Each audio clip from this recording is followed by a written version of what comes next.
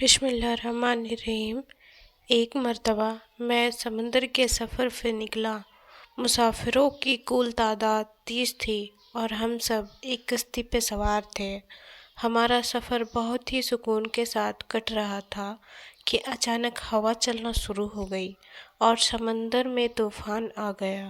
زیادہ ہوا اور طوفانی لہروں کی وجہ سے ہمارا کشتی اور سمندر میں موجود سبھی کشتی چلتی جاتی کشتی کے مسافر اس وجہ سے پریشان ہو گئے اور ہر کوئی ہر طرف کشتی کو اپنی لپیٹ میں لے رہی تھی۔ تھک ہار کر ملاح نے بھی چپو چھوڑ دیا اور ایک طرف بیٹھ گیا۔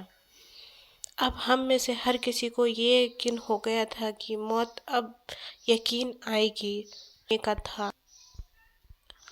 سورج غروب ہونے کو تھا اور اس کی روشنی دھیرے دھیرے ختم ہوتی جا رہی تھی۔ شام کا اندھیرا اور منزل کا بھی کچھ پتہ نہیں۔ یہ کسی کو پتہ نہیں تھا کہ کشتی کس طرف جا رہی ہے اور سمندر کی لہریں کب تک کشتی کو سلامت رہنے دے گی۔ اس خوف کی حالت میں رات گزر گئی اور صبح کی ہلکی روشنی آنے لگی۔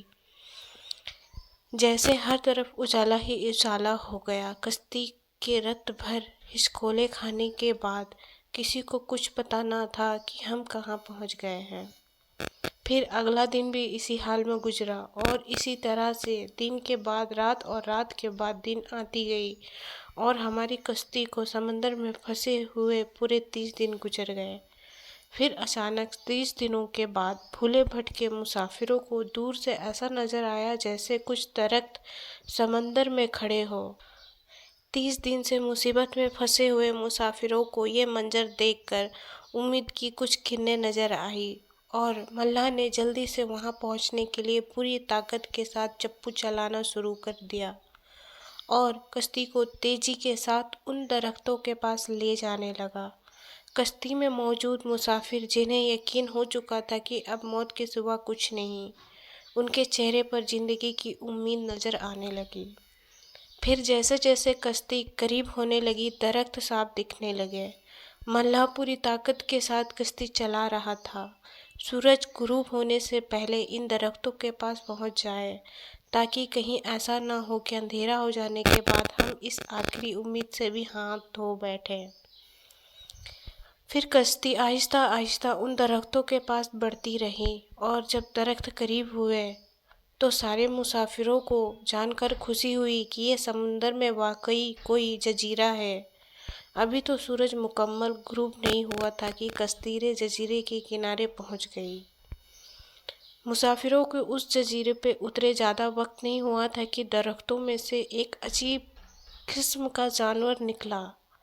اس جانور کے پورے جسم پر بال تھے، اس طرح لمبے اور گھنے تھے کہ یہ بھی پتہ نہیں چل رہا تھا کہ جانور کا اگلا حصہ کون سا اور پچھلا حصہ کون سا۔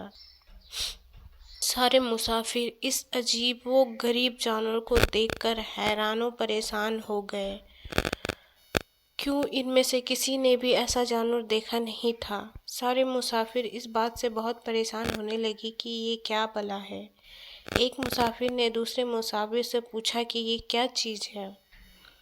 جانور نے مسافر کی یہ بات سن لی اور مسافر کے جواب سے پہلے وہ جانور خود بولا، میں جاسوس ہوں جانور کے۔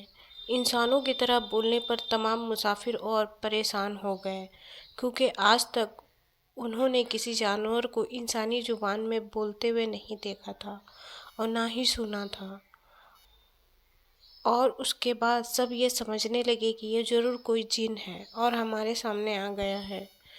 جاسوسی کا مقصد کیا ہے اور تم کس کے لیے جاسوسی کرتے ہو؟ ایک مسافر نے ہمت کرتے ہوئے اس سے پوچھا۔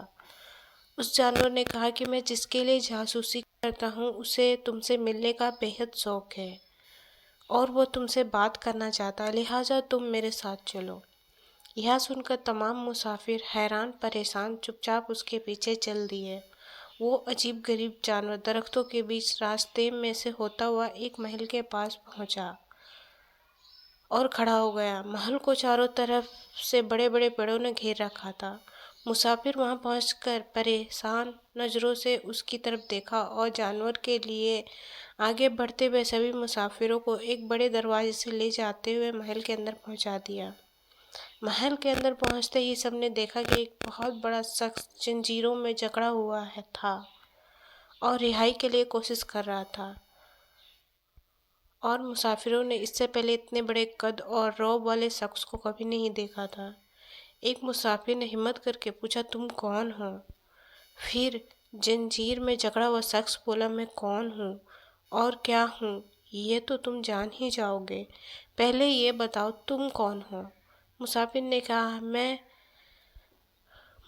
نے کہا ہم عرب سے لکھام اور ججم کے لوگ ہیں۔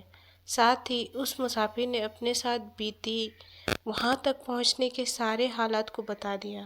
پھر قید میں جکڑا ہوا شخص بولا کہ ذرا مجھے نخلستان اور بیشان کے بارے میں بتاؤ۔ مسافر نے کہا اس کے بارے میں کیا جاننا چاہتے ہو؟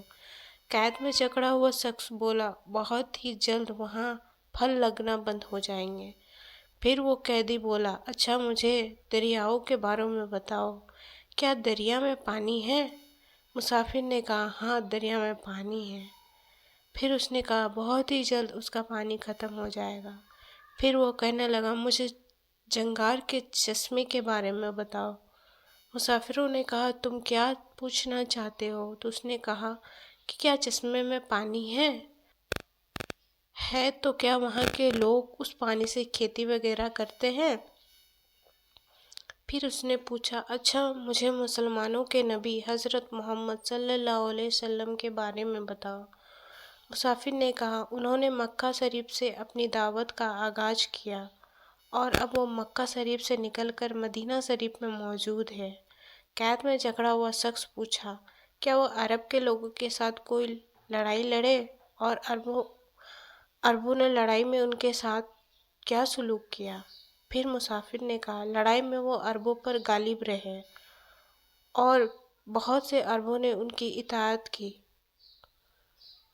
اور اسلام قبول کر لیا، اب وہ خود کو ان کی تابعداری میں رکھتے ہیں۔ یہ سنتے ہی وہ غصے سے پھٹکارا اور زنجیروں کو جھٹکا، پھر مسافروں کا سامنا کرتے اب میں تم کو اپنے بارے میں بتاتا ہوں۔ پھر اس نے کہا کہ میں دجال ہوں اور تمہاری باتوں سے مجھے معلوم ہوا کہ مجھے یہاں سے نکلنے کی اجازت ملے گی۔ میں اس جزیرے سے نکلوں گا اور 40 دن میں پوری دنیا گھوموں گا۔ دنیا کی کوئی بستی یا گاؤں ایسا نہ ہوگا جہاں سے میرا گزر نہ ہو۔ ہاں، مکہ اور مدینہ میں جانا میرے بس سے باہر ہے، مجھے وہاں جانے کی اجازت نہیں۔ میں ان دونوں شہروں میں داخل ہونے کی کوشش بھی کروں گا تو میرے آگے فرشتے ریکارڈ بن جائیں گے، ان کے ہاتھوں میں تلواریں ہوں گی اور وہ مجھ سے لڑیں گے۔ ایک صحابی حضرت تامر داری علیہ السلام نے سنائی، جو اسلام قبول کرنے سے پہلے عیسائی تھے، اور یہ عجیب و غریب واقعہ دیکھنے کے بعد آپ اللہ کے نبی حضرت محمد صلی اللہ علیہ وسلم کی خدمت میں حاضر ہوئے اور اسلام قبول کر لیا۔ دوستو، آپ کو اگر یہ حدیث پیاری لگی، اچھی لگی تو پلیز اس